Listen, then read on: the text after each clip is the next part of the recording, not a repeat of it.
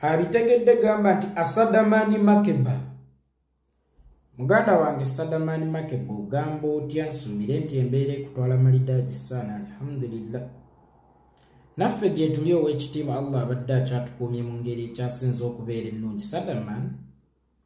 gye buvuddeko nakulaba ng'ozzizzaayo empapula zo ku kitebe kya National Unity Platform ezeegwanyiza entebe y'omubaka akiikirira Busiro North Constituency mu lukiiko olukulu olw'eggwanga ogutali musango kubanga ekisooka oli munnayuganda nga ssemateeka bw'akirambika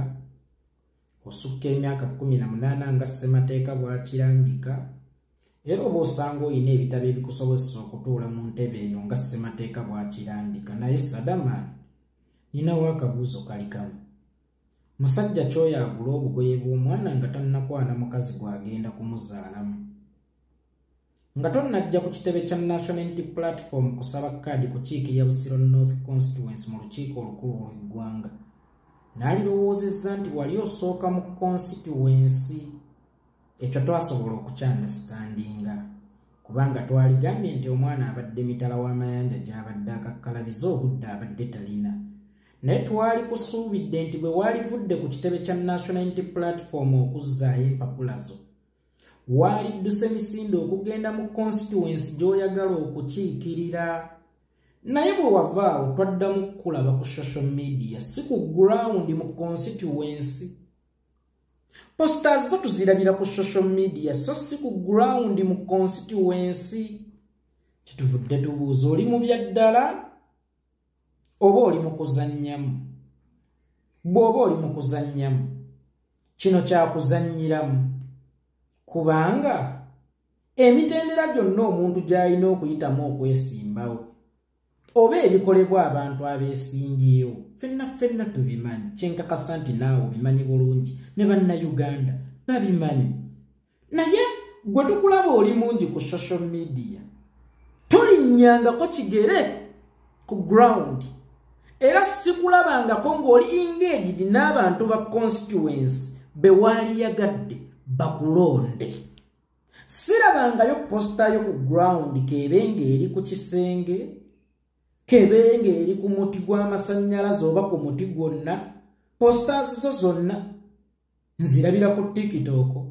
nzirabira ku Facebook mpoza ebiseera ebisinga ne ku YouTube abange ne mu biseera biri nga social media tennajja ani oyo yali ayagala okwesimbawo ng'olwava ku kitebe kya FDC wadde nga yabadde tannagendako ku ground oba mu constituency gy'ayagala kukiikirira yagenda butereevu ku CBS ate yagenze mu constituency obanga ne bwe yava ku CBS teyafunawo budda mu constituency nti ye posta ze tuzirabira ku NTV so si mu constituency bannange mwe temulowooza nti muzannye nnyo abaali temulowooza nti ekintu mukifudde nnyo eky'okuzannyiramu era temulowooza nti ekintu mukijeegudde nnyo kubanga even before okujja ku kitebe kya National Unity Platform n'alirowoozezza nti waali badde ova mu constituency okujja ku kitebe kya National Unity Platform kubanga waali badde era wasoose mu constituency but we understood you maybe tewalina budde bw'ebyo ate era oba osanga wali mupya mu ebyo naye era ennaku z'omaze nga weewandiisizza tonnafunako akuwabula nti tulina okugenda mu constituency tulina okugenda ku ground posters tezirina kubeera ku social media kubanga buno si bululu bwa Mr. TikTok oba Miss TikTok buno bululu obugenda okusuulibwa ku ground mu box era bw'olina okuyegera ku ground nga social media erina kukuyambako buyambi ne ground tagendangayo talinnyangayo kigere naye ate n'abeera discussion sebo naye n'abeera discussion ku ground kwatalinyangako yadde ekigere mu constituency gyayagala okukiikirira nga ne posters tezimukulemberangako kulinyayo yadde ekigere ziri kuno ku social media oba ayagala kubeera Mr. TikTok, you never know. Oba MP wa Facebook, you never know. Kyesinategeera ekyo. Nze nganze omuntu omanyize nabagamba siripira simala gabuukira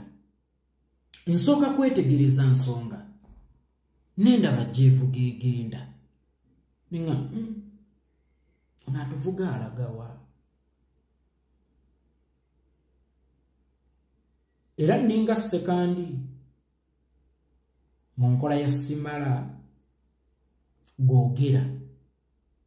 kintu bakigwawo njagala nnyo okusooka nenkyetegereza nenkiwa obudde bwange nenkitazaama n'ekintu ky'ono nkitazaamye nnyo ng'era bwe mbagambye nti nali ndowooza obudde bwe yali talina okusookera ku kitebe nga tannagenda ku gurawundi nye naali musuubidde nti bwe yabulivudde ku kitebe yaali givuze agendawo ku gurawundi oba mu constituency gyalina kukiya talinnyangayo era ye tafunangako muntu yenna amuwabula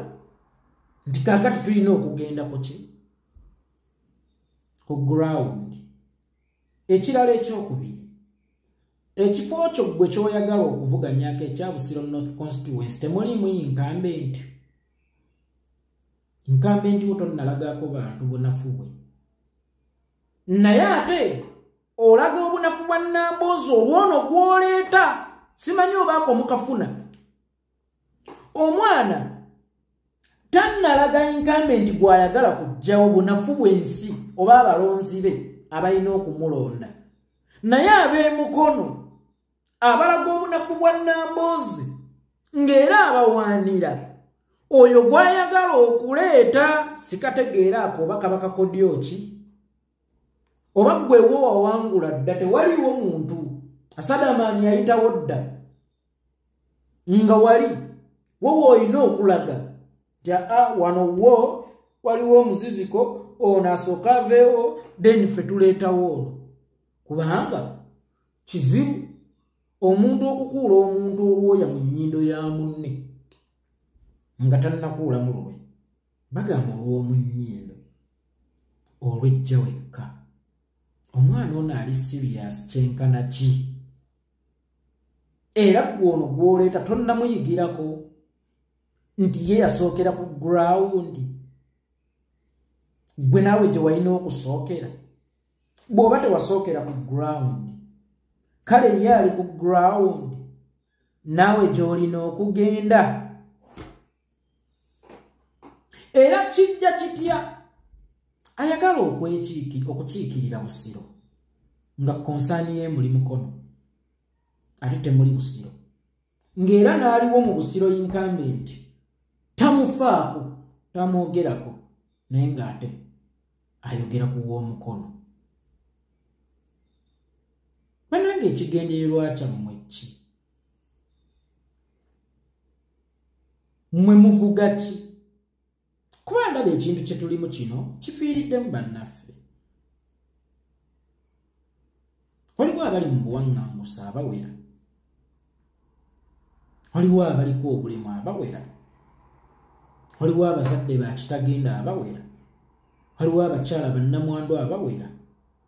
waliwo abaana bamulekwa abawera nga ndabanga mmwe mukivuga mu ngeri ate gye sitegeeramu oba n'omuntu yenna ategeera gy'atategeeramu jjukira nze nandirowoozezza nti omuntu yalijja abantu mu constituency ng'abagatta ku kibiina. That's why nabagambye kadi ya Nuupu si erina okukuwa amaanyi naye gwe alina okugiwa amaanyi. Asadamaani Makeba senga tukubuuza abantu b'otujjidde mu constituency bagatta ku kibiina bali bameka era gwe oyinza babala otya mu constituency gy'otatuuka okugenda okupima obuzito bwo. Waliwo ekitagatta ku baana bano, waliwo ekitali kituufu ku baana bano, either nga kigenderere oba nga kikolebwa mu butamanya. Ne singa kiba kikolebwa mu butamanya nkakasa balina be balabirako era balina abasobola okubawabula n'ate kyannaku nnyo mulimu n'abantu b'enkirabamu noga gwe nga nandirowoozezza nti osobola okulengera we nnengera n'okusukkawo toyinza kugoberera muntu ku nsobi esooka ne bamukwatirayo ne ku lwokubiri n'aleeta gwe era nga gwasoose okulippira ne bamukwatirayo ku lwokusatu n'aleeta era n'osooka okulippira ne bamukwatirayo ku lwokuna n'otabuuka ne ku lwokuna n'aleeta n'olippira wabaawo ekintu era wabaawo ensonga katutunule katutazaame ne kyonna ekinaatunuulirwa siwaliwo ku mulundi guno agenda kuttirwa ku liiso nkiddamu kyonna ekinaasengejjebwa siwaliwo ku mulundi guno agenda kuttibwa ku liiso tukooye ensobi eŋŋenderere naye nga zijjanga dizayini kubanga ensobi eŋŋenderere zitera okumanyibwa abo ababeera basobezza era ne bazeewala ku mulundi oguddako singa oligoberera omubbi emirundi ena naawe obeera mubbi nze yeekolera tuwonane